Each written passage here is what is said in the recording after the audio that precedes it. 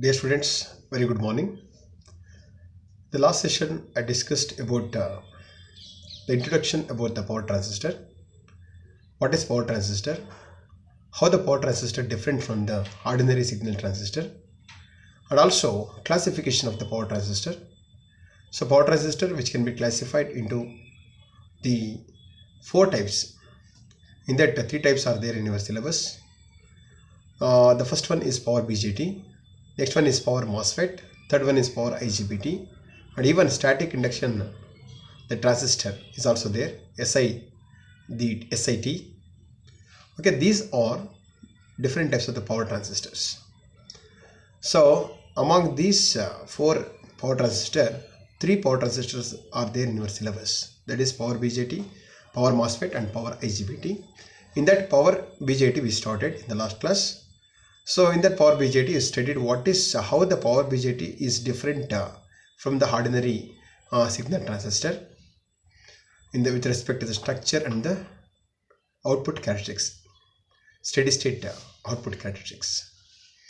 So in this session I'm going to explain about so what is the switching model for the power BJT, what are the switching characteristics, why to study the switching characteristics, and how to plot the switching characteristics, and also a few problems related to the power BJT, how to find the overdrive factor, that is ODF, and also beta first, and also the design of a power transistor.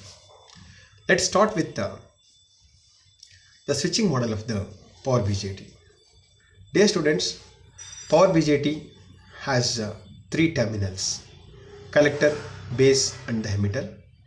It has two junctions but 4-layer device. Additional n- layer is added in the power BJT. That n- layer is not present in the ordinary signal transistor or ordinary BJT. Dear students, I am telling you here how to write this switching model. So to write the switching model, we should write first three terminals: base, emitter and collector. How and where to write these terminals is important. Since the base is the control terminal, so which is acting as the input terminal, so the terminal is to be written on the left side.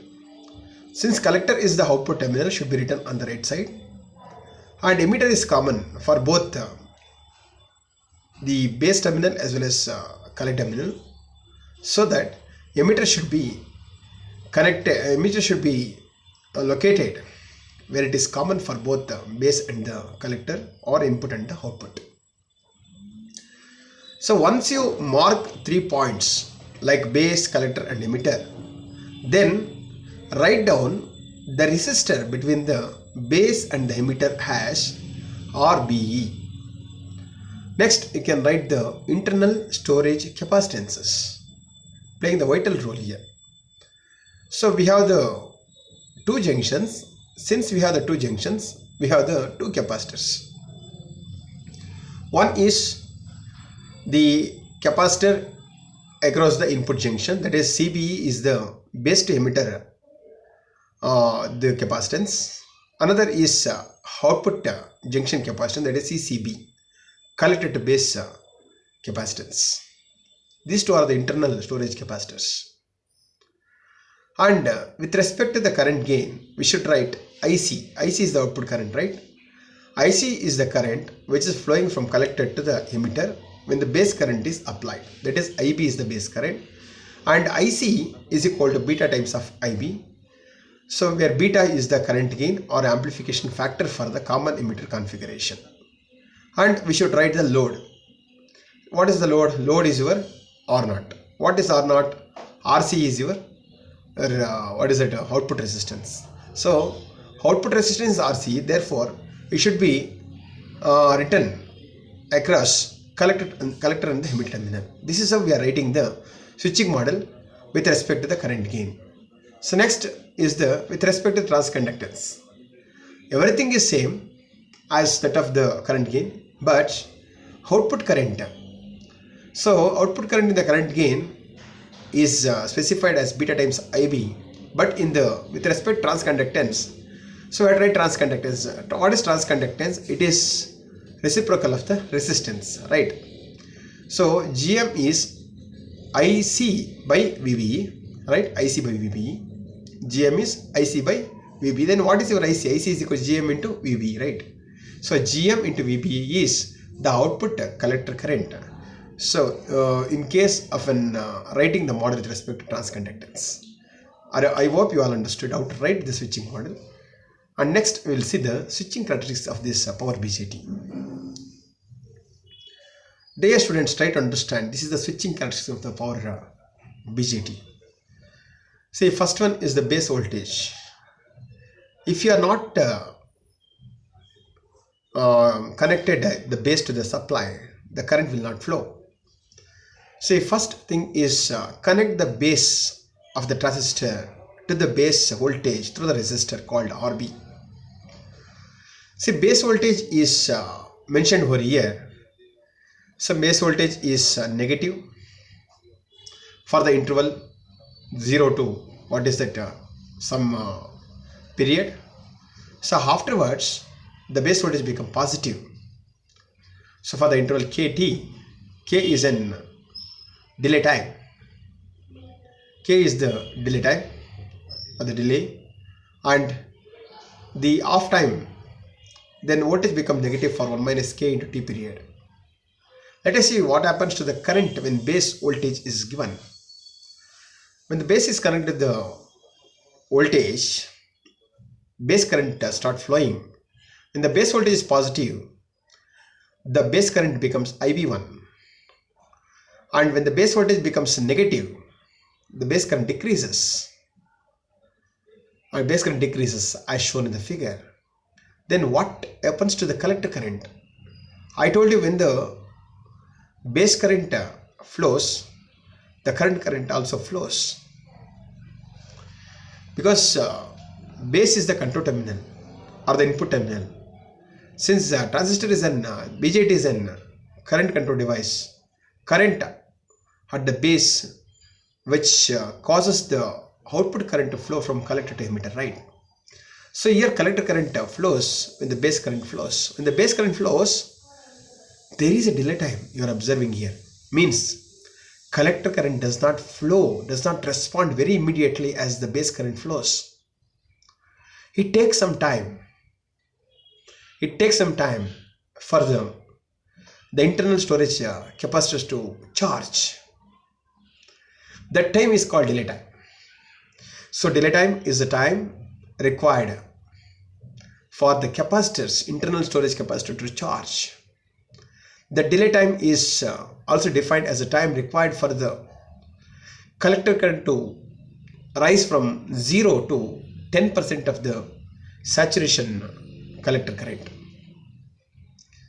Then you are observing the rise time. See, the collector current start rising after the delay. Means the rise time is the time required for the current to flow from 10% of the ICS to the 90% of the ICS, saturated collector current. This time is called as TR. And afterwards, when the collector current rise from 0.9 to the maximum and it remains constant up to the certain time, and the collector current, that is called as storage time. Storage time is the time even when the base current falls, the collector current does not fall due to the internal storage capacitances. So just like this is very much analogous to your bike or the two-wheeler. You are riding the two-wheeler at a speed of 40-50 kilometers per hour. For more than 2 hours you ride the vehicle. After that, what you can do, if you turn off your bike or the two-wheeler, the accelerator will not fall suddenly, right? Accelerator will not fall suddenly. It takes some time to fall that accelerator, right? Like that here also, as soon as the base current decreases, the collector current does not respond very immediately. See, until after the storage time is over, the collector current start falling. The collector current start falling when the current which crosses the 90% of the saturation current. That is called as a TF. TF is the fall time required for the collector current to fall from 90% of the saturation current to 10% of the saturation current. That is called as a TF. I hope you understood TF and TS. TS is the storage time. Storage time is required for the base current to fall and the collector current which reaches from maximum to the point 90% of the ICS. That time is called TS, storage time. So now I can define what is the turn on time, what is the turn off time. Turn on time of the power BJT is sum of the delay time and the rise time. That is, T on is equal to TD plus TR. But the fall time or turn off time is defined as the time which is the sum of an turn off time is the sum of a storage time and the fall time. That is, T off is equal to TS plus TF. I hope you understood. So when the BJT is switched on and when the BJT is switched off. So the study of switching characteristics which makes us to understand when the BJT is turned on, when the BJT is switched off or turned off.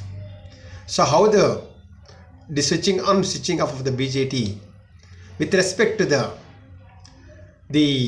base current, understood? Because base is the control terminal or the triggering terminal, understood? So works. How the collector current flows from collector emitter when the base current flows due to the base voltage VB. Okay, so this is same thing which is mentioned over here. So what I told you, by showing the characteristics, same thing. The delay time is the delay is due to the time required to charge up the base emitter junction, means to charge up the capacitance to forward bias voltage 0.7 volts. Then collector current rises to the steady state value of ICS, and this time is called as the rise time TR.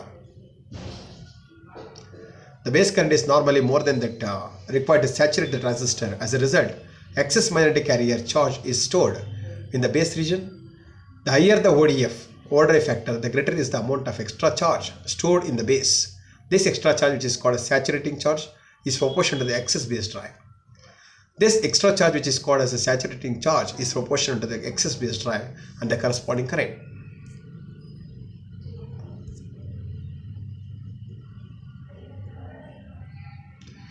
Okay, this I'll cover in the next class. Performance parameters I will cover in the next class.